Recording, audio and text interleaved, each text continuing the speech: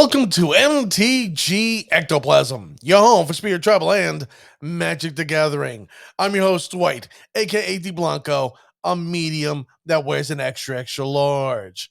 Listen, like I ask each and every single week, hit that follow, like, subscribe button. And let me just tell you, I'm not charging you anything, so I would appreciate it. And tell your friends and family about the show, because if you like magic, more than likely, they'll like this magic show. Now, you can reach out to me at mtgectoplasm@gmail.com, or you can, tweet out to me at mtgectoplasm on Twitter. Now, before we start the show, this episode is being sponsored by our friends at Greg's Games. That's right, Greg's Games, 2103 White Horse, Mercerville Road, Hamilton, New Jersey, 8619. That's right, Greg's Games, 2103 White Horse, Mercerville Road, Hamilton, New Jersey, 8619. Now, you can reach out to them if you're on the Philly. Now, if you're in the northern tri-state area, you still can reach them. During the Trenton area. Let me just tell you, this is a shop that you want to go to. The reason why? He's expanded his shop. Why? Because there's tons and tons of players out there who want to start playing Magic again. That's right, ladies and gentlemen. They got Magic. They got Pokemon. They got Dungeons and Dragons, Warhammer. If you're looking for like the oddest tabletop games, they got it. If you're looking for some type of card games, trading card games, they have it. Ladies and gentlemen, they have everything. I love this place. I wouldn't recommend this place unless I use them themselves. And while you're there, tell Greg, hey, MTG Ectoplasm sent you.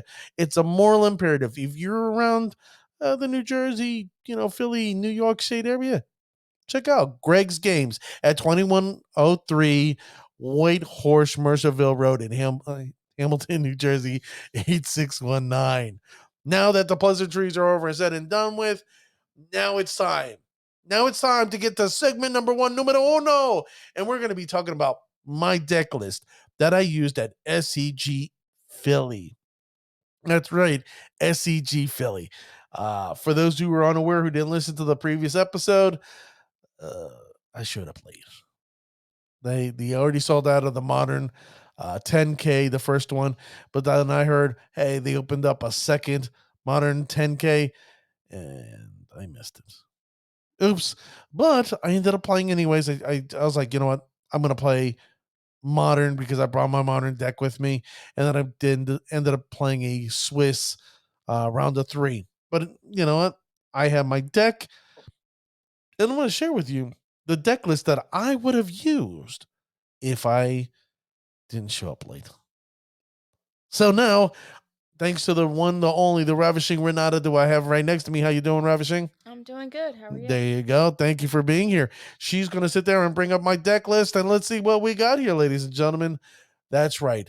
This wonderful deck list. Now, I know some of you are going to go, okay, Dwight, share with us. What's in this deck list? I'm going to break it down. Ready? I had 4 Mausoleum Wanderers, 3 Spectral Sailors, 4 Rattle Chains, 3 Selfless Spirits, 3 Shacklegeist. I know some of you are like, really? Just 3? Yes. 4 Supreme Phantoms, 4 Skycleave Apparitions, 4 Drug Skull Captains, and then 4 Spell Queller. Now, I know some of you are like, okay, well, what deck is this? Because, hold on, I didn't hear Birds of Paradise. I didn't hear Noble Hierarch. That's right, I was playing the Azorius because, of course, I had 4 Aether Vial. Now, I know this next card, people are going to be screaming from the mountains. I put 2 Prismatic Endings in the deck. That's right. I tried something different. And let me just tell you, ladies and gentlemen, it worked in my benefit. This is something, I'm just saying, this is something you may want to consider yourself. I put Prismatic Ending, 2 of them, in my main board. And let me just tell you, they were beneficial. 100% beneficial each and every single time I drew them. Except for one time where the opponent drew it on me. But I'll talk about that in a second. Okay, lands.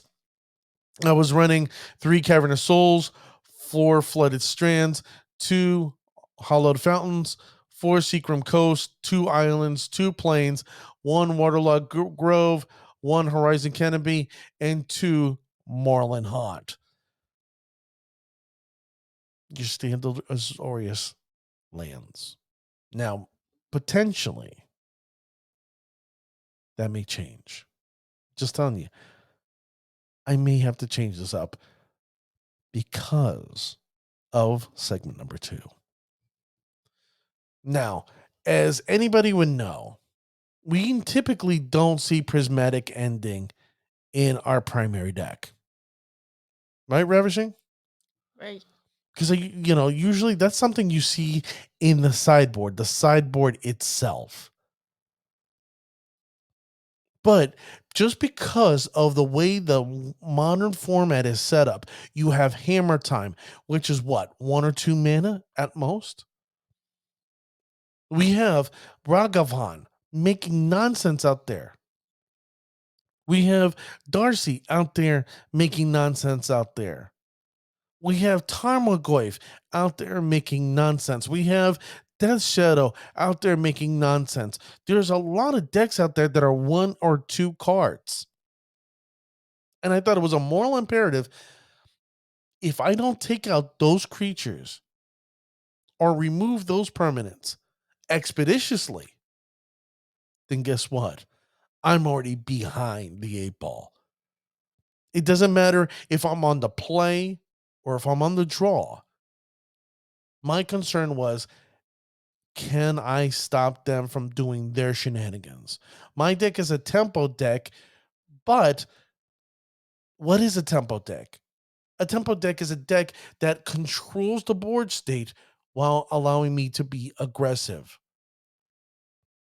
Now, my turn ones always were, turn 1, Aether Vial. Because I needed to have Aether Vial out there so I could spit out my creatures left and right to make sure they hit the board state immediately.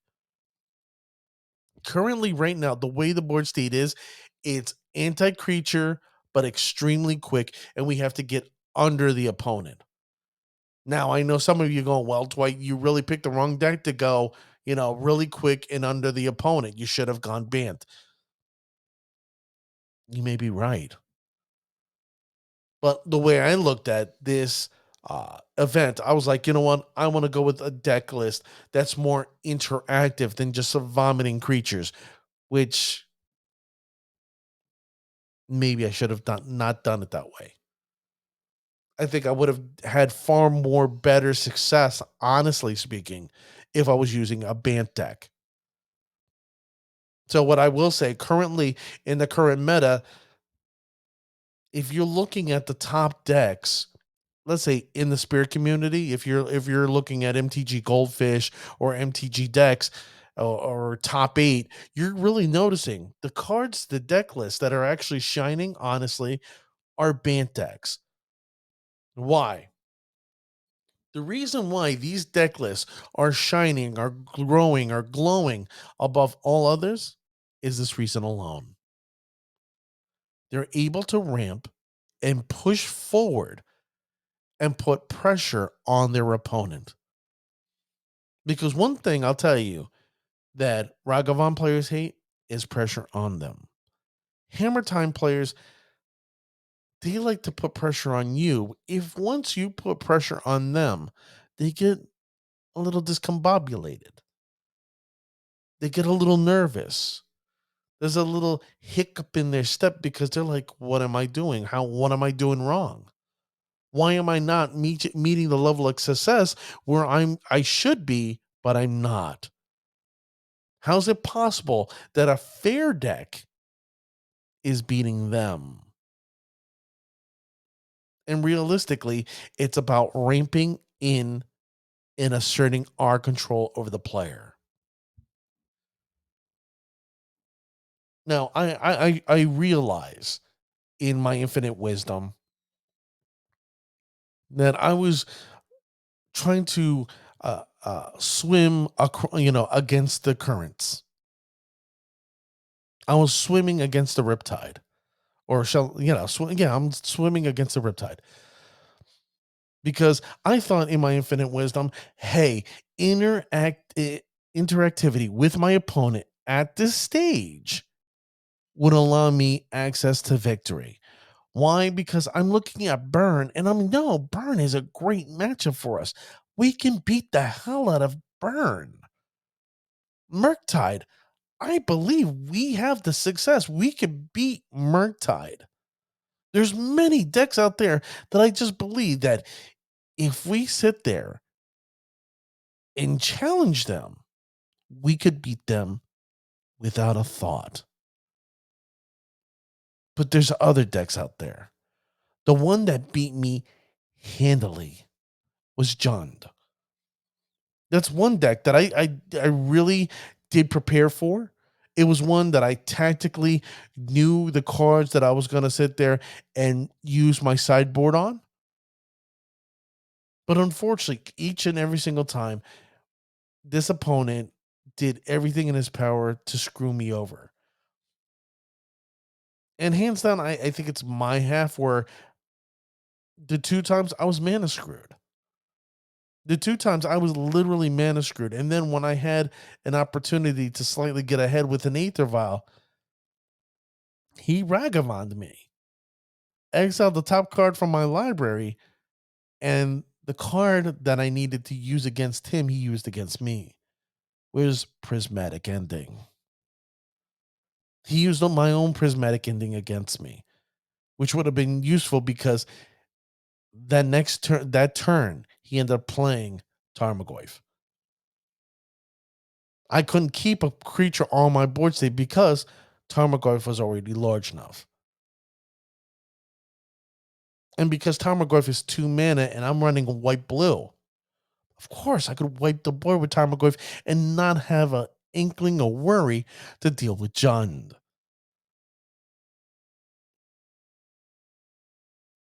But if you're new to spirits and that really doesn't know how to play against Jund. Right now, the way Jund is set up, Jund is going to win almost every single time. I think Jund actually won the last Modern Challenge this past weekend. I believe on Saturday. And why is that? Because they can look at your hand, they can destroy your creatures. They have cheap creatures to left and right, and they have this one evil, sinister son of a bitch. And I hate to say it that way, but Red and 6. Red and 6 is literally the bane of our deck. I thought there were other cards. Literally, Ren and 6, I'm praying, gets banned. And it seems like, more than likely, my thought process of it getting banned became a lot brighter thanks to Neon Dynasty. But my deck list, let's look at my regular deck list. If you look, it's the standard. It came in handy. My 1 mana creatures, my Mausoleum Wanderers and Spectral Sailors, came out beautifully. My opponents did not have an answer, could not answer the fact that, oh, if they try to attack me or cast a spell, I had answers. There came a time where I had 2 Mausoleum Wanderers on the board. They removed one, and I could have countered the spell, and I said, no, I'm not going to counter that because they're still going to just remove a certain particular creature. And I'm happy I didn't, because guess what? I ended up using that Mausoleum Wanderer to smash the opponent over and over and over again. I found my key to victory there. Now, Rattle Chains. Rattle Chains, as we all know, is this what I call a pseudo lord. It's not a real lord, but it's slightly a pseudo lord. Reason why I say that is because it gives all spirits flash. So it's pseudo. It came in handy because the fact that I flashed it in on key cards. I had a drug school captain in play and they wanted to destroy it. I was like, no, I'm going to Rattle Chains that, give it hexproof. Now, my friend, you can't do anything. No, you cannot and will not do anything to it. And for good measure, oh, I am now going to play Mausoleum Wanderer and pray for your next card. Then you try to cast because I'm going to counter it. I'm going to counter it completely. Shacklegeist. Shacklegeist was a benefit because there were times where I saw creatures come in that were big bruisers, and I'm like, okay. And the fortunate enough, I did have the Moreland Haunt.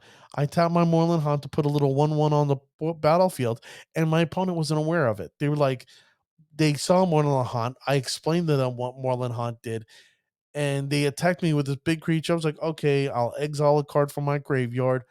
I'll put a little 1/1 onto the battlefield. I'll do my Shacklegeist, and before you can declare, on your attack phase, before you declare attackers, I'm going to tap your creature. That opponent was like, what do I do? It, it was wonderful seeing the tears. Now, Selfless Spirit, I'll be honest with you, really did nothing. I was hoping for more. I was like, you know what? Maybe, just maybe, this card will shine. It absolutely did nothing, zero for me in this format. In Modern, Supreme Phantom is what it is, and one thing I do enjoy about it, it has a big booty. It really soaks in the damage. My wife over here, Ravishing, is laughing because she got a big booty, right? I'm gonna get that. I'm gonna get punished later. It's okay. No chocolate milk from me tonight. No. But back to Supreme Phantom. It's got a big booty. It can absorb damage. So, I can protect, I can tap an opponent's creature when attacking me. And I can take a little, little tiny 1/2, maybe a 1/1, a 2/2, and I have no fear, no worry. Skyclave. Holy cow. Skyclave Apparition was wonderful. Wonderful. Let me just tell you, Ragavan bid it each and every single time when Skyclave Apparition. Ragavan, let me just tell you, I had Ragavan's number with Prismatic Ending and Skyclave Apparition. Ragavan had that silly little monkey. I was spanking that monkey, and I was spanking him well. And then obviously, Drug School Captain, it is what it is, and Spell Queller. Honestly, in my games, Spell Queller only came out maybe once, and unfortunately, I wish I would have seen it more. Now, the one card, like I keep on saying, Prismatic Ending is something that you don't normally see in the main deck. I think personally, I may end up going 3 in this deck. I really personally feel we've come to a time where it's like, you know what? It's either protect creatures or remove permanents that really affect us on our opponent's side. If I'm going to stick with an Azorius build, guess what? Some 3 Selfless Spirit ain't cutting it. I'm going to probably uh, remove the Selfless Spirit and go with something else and go 3 Prismatic Ending, or I just might end up doing uh, Thalia, and I just might bring back Thalia into my deck to see what I can do, and that might come in handy in segment number 2. Now, land wise, let me just tell you, the Cavern of Souls I only saw once. The Flooded Strand, the Hollowed Fountain came in well. The Seacrum Coast, I ended up getting maybe 1 on turn 4 or 5, and I was really disappointed with it. I was like, wow, I wish I had a different card. I wish I had a different land. Now, the plains and the islands were okay. The waterlogged groves and the uh, horizon canopy were delicious, because there was a point where in the game that I was like, you know what? I personally need the card draw, and it came in beneficial. But unfortunately, I may end up having to change these lands. Now, unfortunately, I did not display my sideboard. That's all right. My sideboard, the only key cards that really came in handy in my sideboard, honestly, were Rest in Peace and the Remorseful Cleric. That's it. The rest of my sideboard was meh. It didn't. The certain matchups I didn't get. Certain cards that I was looking for never came up. Yes, I had um, two Force of Will. I even put an Eidolon of the Rhetoric in there to see what would happen. Because I didn't play against any artifact decks. Kataki didn't do anything for me, or Stony Science didn't do anything for me. I didn't face uh any Tron. I didn't face, so Lavinia, the Azorius Renegade, didn't come in handy.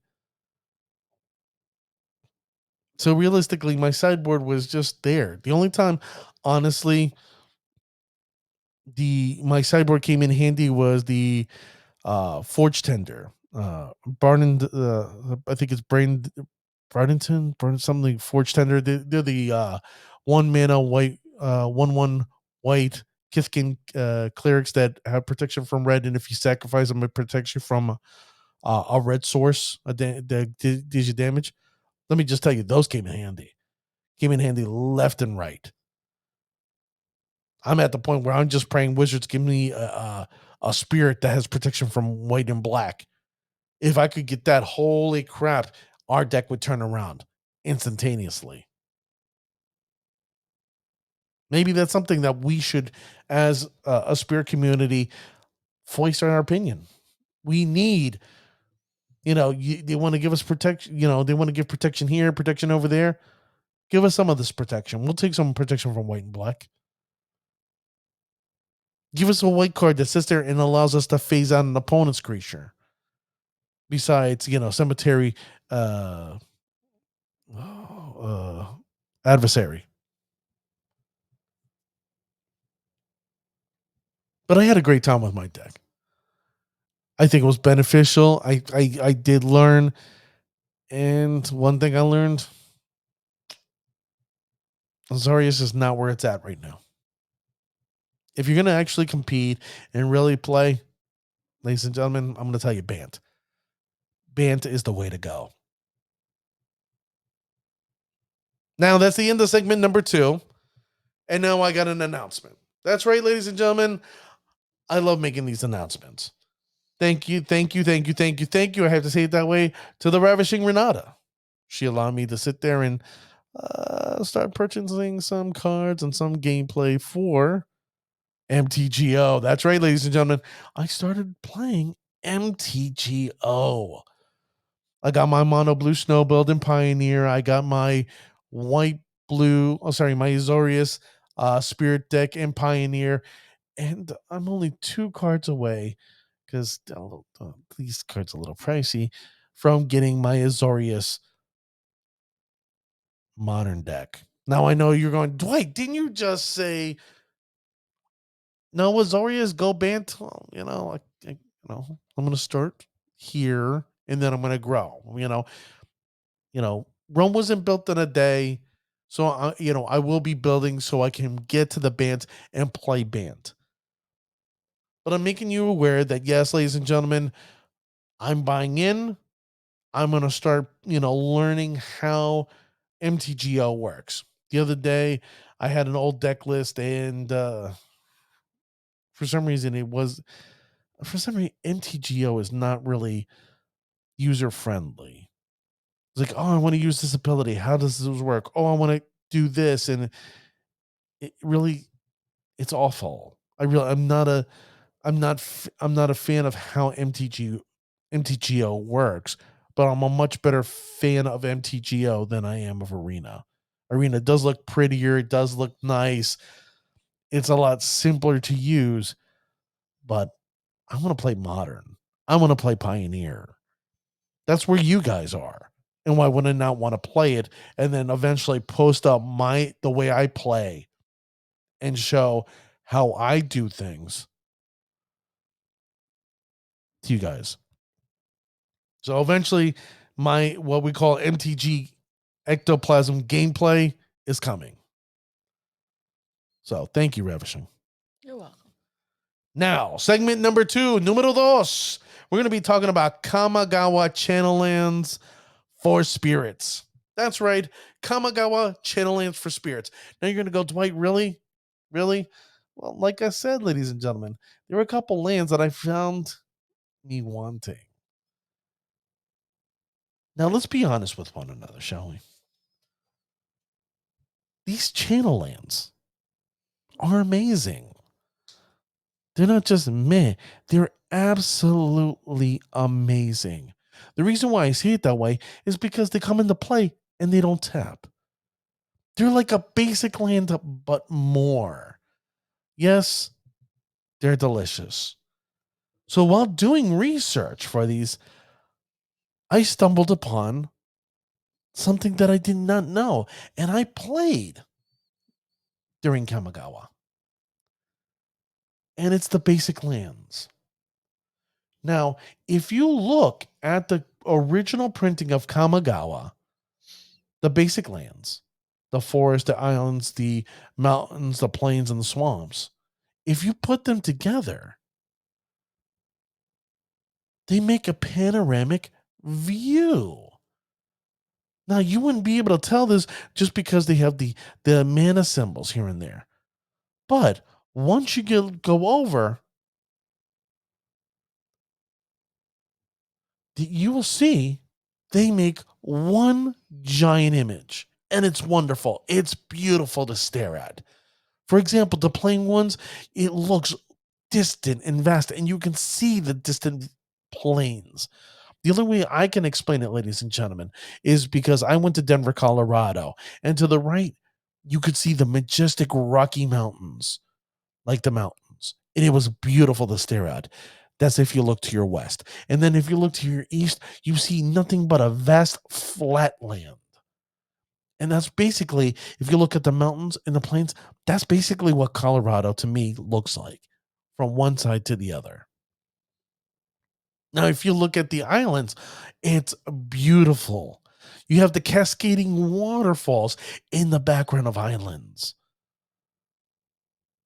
Now, the swamps, wow, whoever designed these swamps were genius because they have little sticks and trees that block the swampy area, and you can see the desolate, the flavor of what a swamp would look like. And then the forests. Hell, I live out in the sticks. I live what they call near the Assenpink. Now you can add your joke here, but it's nothing but pure forests. And this image, it reminds me of just looking in my backyard and seeing absolutely nothing but just pure trees and nature. So if you get a chance, ladies and gentlemen, if you're listening to this podcast through Google Podcast, let's see, I guess Apple Podcast, Spotify, if you're listening, you may want to go to the check me out on YouTube, MTG Ectoplasm, and just check this out and see the pretty images. Or if not, just go to Google and just type in Kamigawa basic lands. And you'll see these images, and you're just going to go, your mouth is going to drop and go, wow, this is absolutely stunning and beautiful. This like I wasn't expecting this because all I wanted to do was talk about these channel basic lands.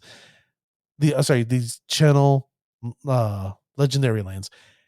And these basic lands popped out, and I was like, you know what? I got to share this with the audience. Even my wife, the Ravishing, was like, wow.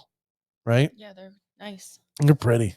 I mean, it's hard for me to pick out which is my favorite, but wow. But let's get back to the Kamigawa Neon Dynasty channel lands, legendary lands. These lands are basically just better. They're just better than basic lands. Like I said, as you were looking at the screen, or I got Atara, Soaring City. Legendary land, 1 blue. It has channel for 4. Now, as we know, these lands get cheaper for each legendary creature in play. Even though these cards themselves are legendary, they don't make it cheaper. Now, these cards have to meet a certain criteria. They have to meet a certain deck. They're not for every deck out there. But the question is, why wouldn't you not want to consider them?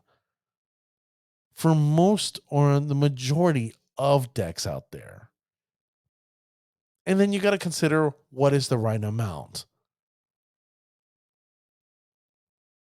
Now, the hardest point that you and I as a player are going to go, well, what is the right amount? What is 1, 2, 4? Like what's the right number here?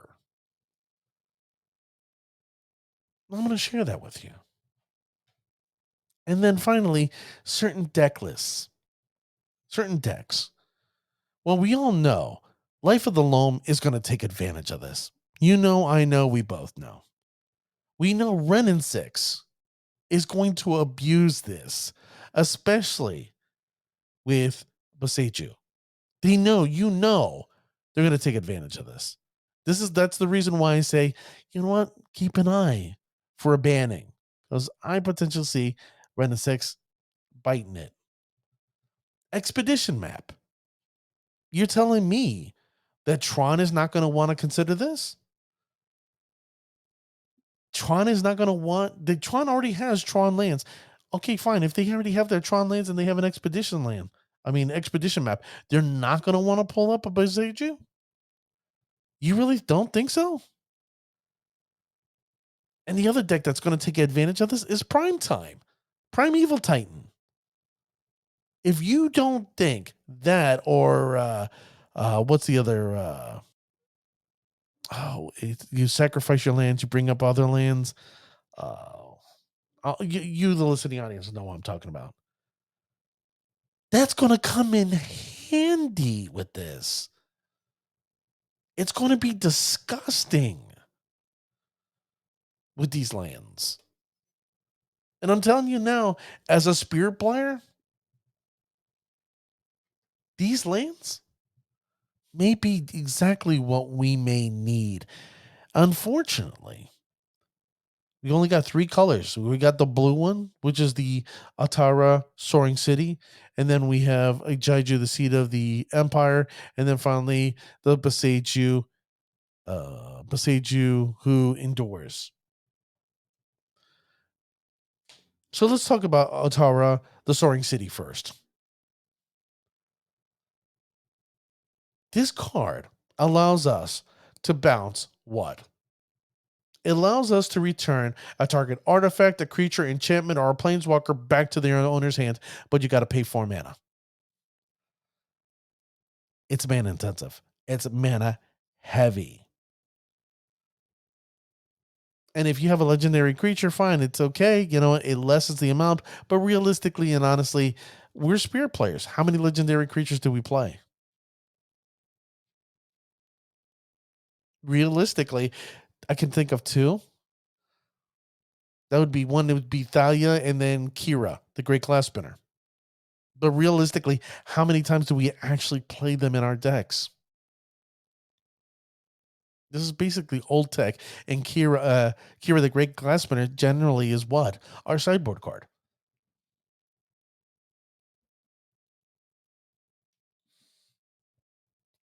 This card is great for control decks. This is amazing for control decks. This should be great and amazing for tempo decks or fear decks. Unfortunately, as much as I like this card, I'm going to be honest, this is more of a Merfolk card. It fits Merfolk deliciously. Or if you're a Pioneer player, just throwing this out there for you. Mono Blue Snow. I know some of you are like, well, Dwight, you're taking away from the snow. You're right, but we're only taking away 2 of the snow. I know some of us right now are playing, 3 Faceless Havens. If we cut it back to 2 2 Faceless Havens, and then end up going 2 Atara Soaring Cities, Let me just tell you, ladies and gentlemen, there may be a point in the game where we're so far ahead that guess what? They may have a flying creature. Fine, I'll bounce it back so I can deal with, coming in and beating you. Or if there's a large creature that they have on their board state, we can bounce it back, take advantage. Yeah, we're going to take advantage of it. Now, the one reason why I don't mind it in spirits, even though it's an expensive mana killer, is this. There are times that we deal with creatures that have mana that are greater than 4, and we have no answer. There's nothing we can do. And there's other times where we got creatures that are less than 4 mana.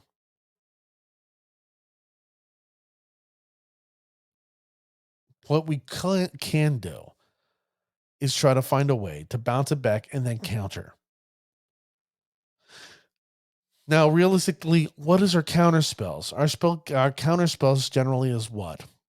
And it's these 2 cards, Spell Queller and Mausoleum Wanderer. But you're telling me there isn't a card less than 4 mana that doesn't really get under us? That doesn't annoy the crap out of us? Yeah, it's a very expensive to pay. But say if we have a Aether Vial on the board, it makes the pain a little less because we then can tap the mana, bounce the creature back to their opponent's hand, or return an enchantment, or return a planeswalker or artifact back to their opponent's hands. And then guess what? Oh, that's right. If they try to play it, I can spell caller it.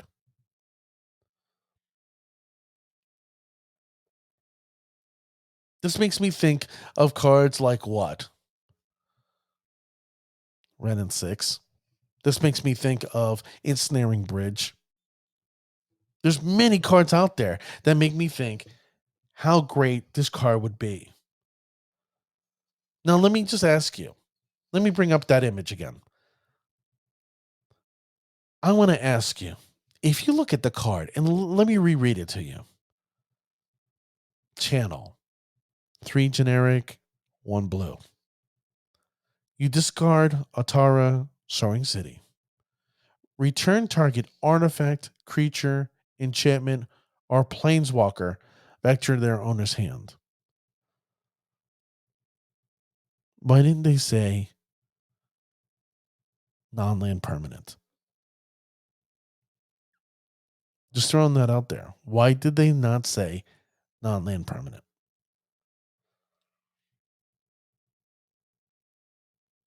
What is it about that non-land permanence they had an issue with? If you know, do me a favor, email me, mtgectoplasm@gmail.com, and you let me know what your thought process is. Now, the next card is a Janjo Seed of the Empire. I love this card. This is a card that I have been taking my shoe off and banging my table for. I love this card. I think it's a moral imperative. This card fits perfectly in control decks once again and tempo decks. Tempo decks like spirits. Why do I say this, ladies and gentlemen? Yeah, it's 3 mana. It's 3 mana. Let's read it. Channel. Pay 2 generic and 1 white. Discard a Janjo, the Seed of the Empire. And then what? It deals 4 damage to target attacking or blocking creature. Okay. This ability costs 1 less to activate for each non-legendary creature you control. So we know that the last statement, the last sentence is going to be the same. This ability costs 1 less to activate for each legendary creature. So it goes back to what legendary creatures are we running? We're not. So for us, it's going to be full price. Now I hear a lot of people going, this sucks because it's attacking or blocking. Okay. I see your point. You'd rather do it maybe at the end of an opponent's turn, so you can do something so you can get the win. So you don't have to, you can bypass potentially their second main phase. But let me ask you, if you have an Aether Vial in play that allows you the interactivity of your deck, and they say, I'm going to attack with this for 3 mana and it's a land, it's a free spell that you get to destroy a creature that's coming at you. Come at me, Tarmogoyf. It's all good. Come at me, my friend. Let's see, Ragavan. There's so many creatures that I look at this, I'm like, how am I bothered? Oh, I'm gonna fly over with a spirit. Oh, they're gonna block with a Murktide Regent. Okay, you're blocking it. I'll do this to kill. Attempt to kill it.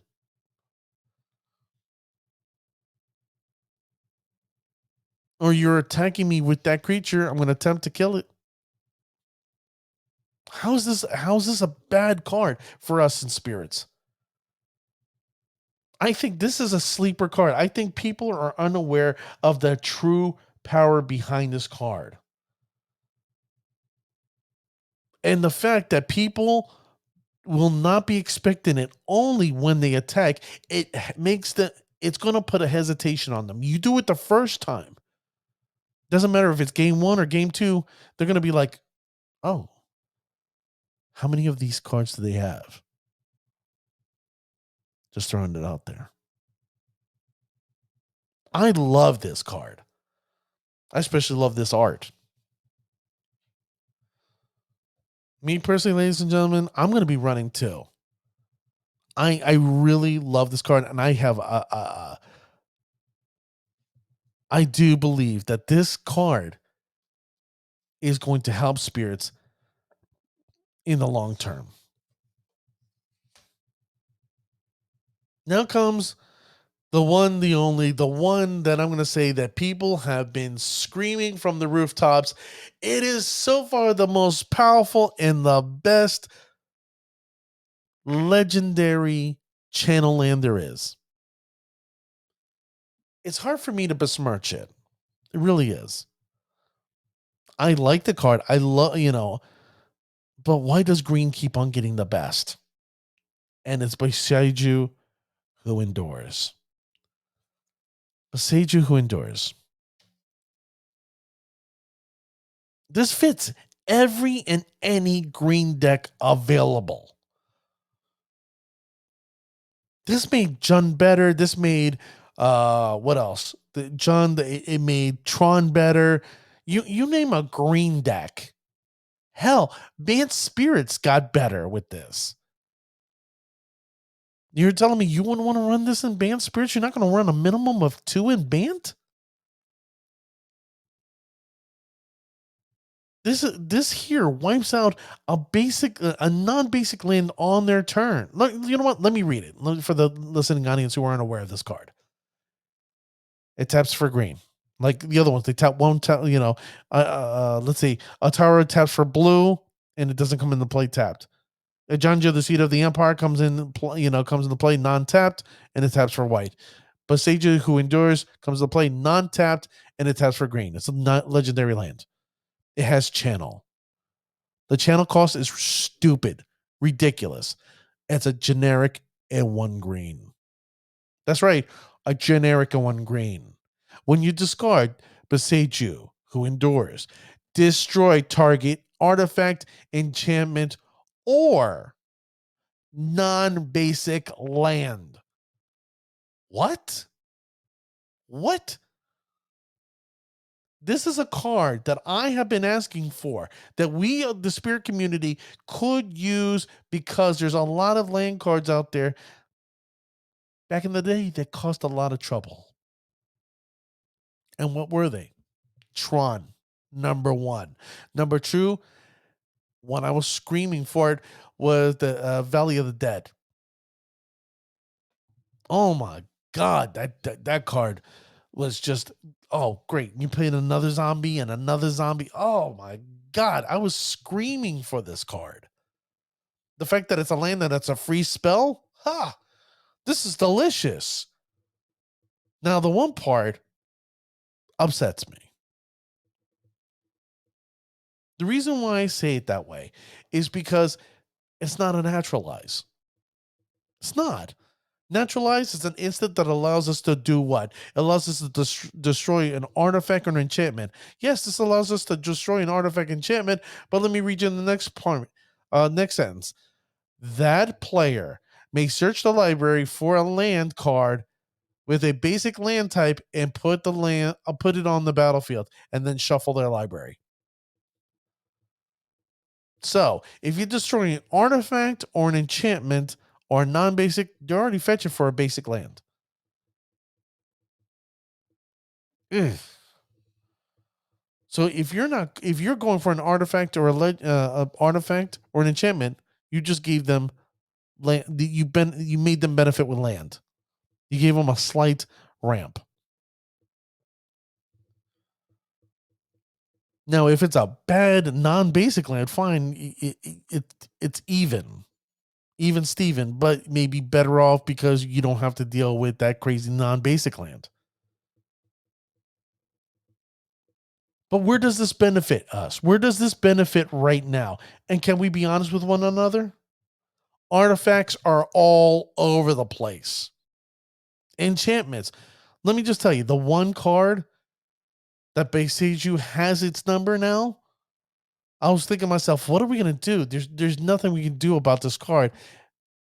I understand why they didn't ban it, and that's Urza Saga.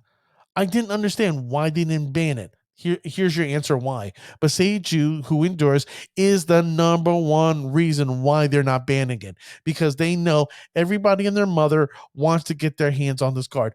The image that I'm showing you right now on YouTube, this card is going for a minimum of $75 right now on eBay. A minimum of 75.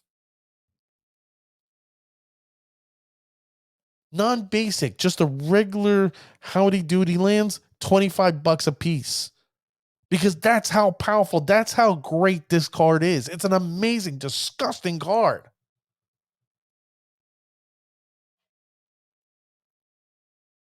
Yes, it gets rid of problematic artifacts. It gets rid of problematic enchantments like Sagada's Aid. It gets rid of problematic non-basic lands like Urza Saga. We just got to remember they get a free land once we destroy their stuff.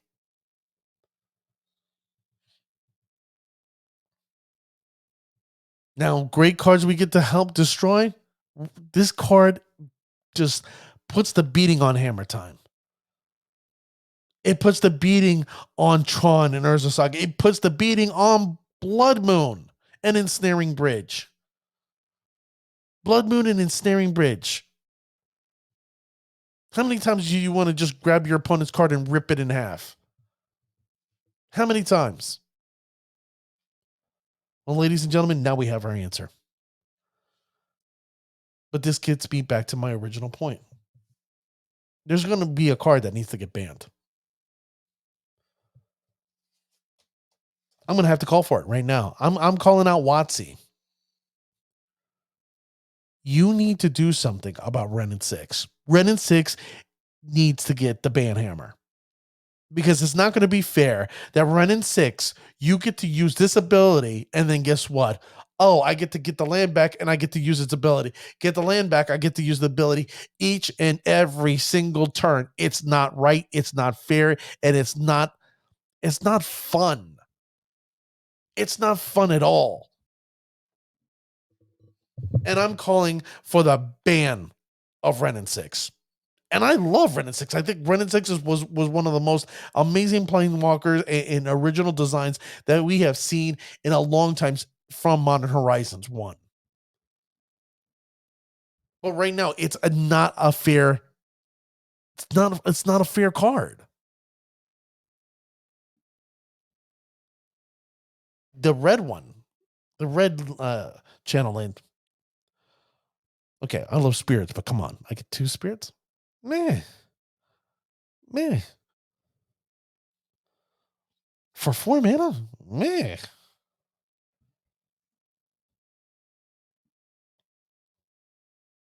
So you tell me, ladies and gentlemen, what is your thoughts? Reach out to me at mtgectoplasm@gmail.com and share with me your wisdom, your insight, your thought process. Am I wrong in thinking that, you know what, that these Kamigawa lands are not amazing? I think they're stellar. I think they're great. Let me know. Is Atara exactly what I think it is? Am I overdoing a Janjo, the Seed of the Empire? I'm going stupid about this card. I think it's the second best land from this set, next to Boseiju. Now, this is my thought, and I'm going to be honest with you. Right now, Atara, Soaring City, I'm not going to. To play the tryout, I'll probably put 2, but realistically, knowing my gameplay or gameplay out there, not going to make it. Not going to make it at all. In a Zorius build, I really think a Janjo, the Seed of the Empire, it's going to be a 2 of. I really do. I really think it's going to be a 2 of, and I think it's moral imperative now that we start putting Prismatic Ending in the main instead of the side. And then Boseiju, who endures. I see it. If you're not running it in Bant, you're already behind the 8 ball. This has answers. This gives you answers. Here, I'll repeat them again. Ready? Here's your answers. Hammer Time. It answers almost every single card in Hammer Time. It answers Urza's Saga. It answers Tron. It answers Blood Moon. It answers Ensnaring Bridge. Hell, what like Amulet of Vigor? It's got its answer there too, my friends. If you're not running that in Bant, I can't help you. I know Dr. Queller, in his infinite wisdom, is going to prove me 100% wrong, but I'm going to do it. These cards are way too powerful for us to let them sit on the sideline and not take advantage of. Everybody and their mother right now is using Urza Saga. Hell, Nikachu, the Merfolk Master, is now running Urza Saga in his deck. It made me think, it made me inquire, should spirits run it? Is it in our interest to run Urza Saga? No, it's not.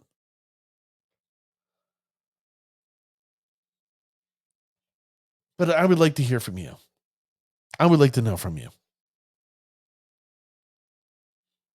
So, with that being said, ladies and gentlemen, it's that time. That's right, ladies and gentlemen. It's that time where I want to say thank you for listening and watching to the show. Do me a favor, hit that follow, like, subscribe button, and do me the favor. Then next time you're kicking your opponent's ass, make sure they say that's Bullshit. We're out of here. Have a good one.